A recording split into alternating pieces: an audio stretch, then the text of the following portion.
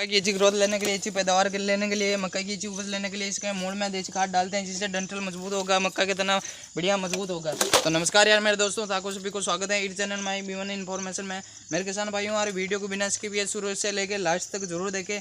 आज हम बात करेंगे कि हम जो हमारा मक्का का पौधा होता है, इसमें यूरिया खाद न डालने की बजाय देसी खाद डालने से पौधे कितना मजबूत होता है, कितनी अच्छी ग्रोथ लाता है और कितना बढ़वार में हमें फ़ायदा देता है, किसानों को उत्पादन में बढ़िया फ़ायदेमंद रहता है ये देसी खाद। जैसे हम मक्का के पौधे में डालते हैं, जैसे ये यूरिया खाद डालते हैं, तो यूरिया खाद अगर हम ज़्यादा भी डाल देते हैं तो मक्का का ये पौधा होता है ये जल जाता है और इसको नुकसान रहता है। केमिकल खाद डालने से हमारी जो ज़मीन होती है इसकी वापस पलटाई जुताई करते हैं तो भी ज़मीन पर इफ़ेक्ट पड़ता है, ज़मीन पर ज़्यादा इफेक्ट पड़ता है केमिकल खाद से। तो हम हमारे मक्का के पौधे में देसी खाद डालते हैं, जो कि देख सकते हैं आप, हमने लिया है देसी खाद जो हम डालते हैं। देखिए हमने ये कट्टे में लिया है देसी खाद, देख सकते हैं आप, हमने इस कट्टे में देसी खाद लिया है। ये देखिए देसी खाद लिया है हमने और हम इस मक्का के जो पौधे हैं इसके मूलों में, जकड़ा मूलों में देते हैं, जिससे जकड़ा मूलों में जो जोर आएगा, पौधे का जो डंठल है वो मजबूत होगा और पौधा बढ़वार में सहायक होगा और जोरदार बम्पर पैदावार होगी। और हमारे किसान भाई इस देसी खाद को मक्का में डाल के अच्छी बढ़िया पैदावार ले सकते हैं। तो मेरे किसान भाइयों, और वीडियो को शुरू से लेकर लास्ट तक जरूर देखें बिना स्किप किए। तो देखिए शुरू करते हैं, हम डालते हैं इसके मक्का के जगड़ा मूलों में देसी खाद। देखिए जगड़ा मूलों में देसी खाद डालने से मक्का बढ़वार में सहायक देगा और अच्छी पैदावार होगी। देख सकते हैं आप, ये देखिए हम लेते हैं इसमें देसी खाद और ये ले लिया हमने देसी खाद और अब हम इसमें डालते हैं। देखिए मेरे किसान भाइयों, गायों के भैंसों के गोबर को इकट्ठा किया हुआ साल 6 महीने पुराना गोबर को लेके यूरिया खाद न डालने की बजाय इसके मूलों में, जड़ों में, चगड़ा मूलों में ये देसी खाद जो है, गायों के भैंसों का गोबर देसी खाद पुराना साल 6 महीने पुराना, तो ये जगड़ा मूलों में इसमें डालने से जो जगड़ा मूलें हैं मक्का के पौधों की, इसमें पौधे में जोर आता है। सारे फर्टिलाइज़र जो हैं गोबर में होते हैं इस देसी खाद में, तो सारे फर्टिलाइज़र कंटेन मात्रा में मक्का के पौधे को जो है तो वो मक्का का पौधा पोषक तत्व को ले लेता है। यूरिया खाद में नाइट्रोजन भरपूर मात्रा में होता है, तो इसको नाइट्रोजन ज़्यादा मिल जाता है।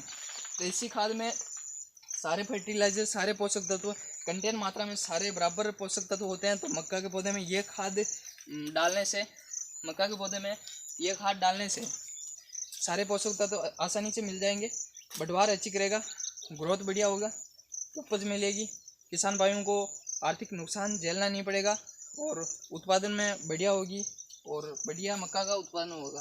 तो किसान भाई ऐसे देसी खाद को मक्का के पौधों में डाल सकते हैं और ज़्यादा उत्पादन ले सकते हैं। तो किसान भाई यूरिया खाद न डालें और देसी खाद ही डालें।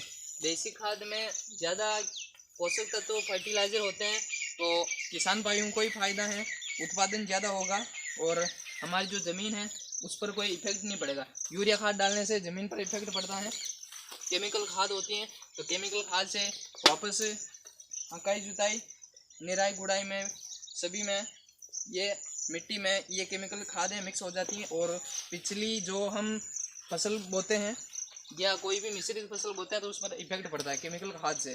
तो हम डालते हैं देसी खाद इसके जगड़ा मूलों में। जगड़ा मूलों में डालने से जगड़ा मूलों में जोर आता है, अच्छी बम्पर पैदावार होती है, मक्का के पौधे मजबूत होते हैं, डंठल बढ़िया होते हैं और काफ़ी अच्छा उत्पादन हो रहा है किसान भाइयों के। काफ़ी किसान भाई मक्का के पौधों में यूरिया खाद न डालने की बजाय ये देसी खाद डाल रहे हैं, देख सकते हैं आप। तो देसी खाद डाल रहे हैं, देसी खाद डालने से बढ़िया उत्पादन हो रहा है काफ़ी किसानों भाइयों के और काफ़ी किसान भाइयों ने केमिकल खाद को बिल्कुल छोड़ दिया है। ऑर्गेनिक खेती कर रहे हैं सब, ऑर्गेनिक खेती कर रहे हैं सब और देसी खाद का यूज़ कर रहे हैं। कोई भी जैसे दवाई छिड़क रहे हैं तो किसी भी फव्वारा विधि से, स्प्रे से किसी भी फसल में अगर रोग हो रहा है और कोई भी किसान भाई दवाई छिड़क रहे हैं तो वो दवाई में भी किसान भाई, काफ़ी किसान भाई केमिकल यूज़ नहीं कर रहे हैं, वो उस स्प्रे में भी वो यूज़ कर रहे हैं। जैसे गौमूत्र ले लिया, फिर गोबर का घोल ले लिया, इस फर्टिलाइजर को वो अच्छी तरह से कर रहे हैं, जो कि देख सकते हैं आप।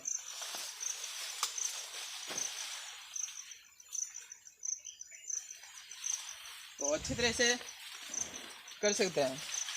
तो काफ़ी किसान भाई केमिकल यूज़ नहीं कर रहे हैं, वो किसी फसल में जैसे कोई रोग हो रहा है, फसल की अच्छी उत्पादन लेना है, अच्छी पैदावार के लिए कोई चीज़ की दवाई का स्प्रे कर रहे हैं, तो उस स्प्रे टंकी में भी गोमूत्र नाक के डाल के और गोबर का घोल करके अच्छी तरह से स्प्रे कर रहे हैं। तो उस केमिकल में भी काफ़ी सारे किसान भाई केमिकल का यूज़ नहीं कर रहे हैं, ऑर्गेनिक खेती कर रहे हैं सब। और हमने जो खाद ली ये भी गाय गोबर का ये खाद है, गोबर खाद, जो कि कम से कम साल 6 महीने पुराना है, काफ़ी अच्छी तरह से पीटा गया है। एक गोबर का ढेर लगाया हुआ था तो साल 6 महीने पुराना हो गया, काफ़ी अच्छी तरह से पीटा गया है और ताज़ा नहीं है, पुराना है, तो पौधों को ज़्यादा असरदार करेगा। और इसके मूलों में इतना ज़्यादा खाद डाल देंगे तो भी कोई फ़र्क नहीं पड़ेगा, पौधा जलेगा नहीं, कम से कम ज़्यादा पैदावार होगी। हम यूरिया खाद ज़्यादा डाल देते हैं मक्का के पौधे में तो पौधा जल जाता है, नुकसान रहता है, केमिकल होता है और ज़मीन पर इफेक्ट पड़ता है। तो देसी खाद अगर हम इसके पौधे में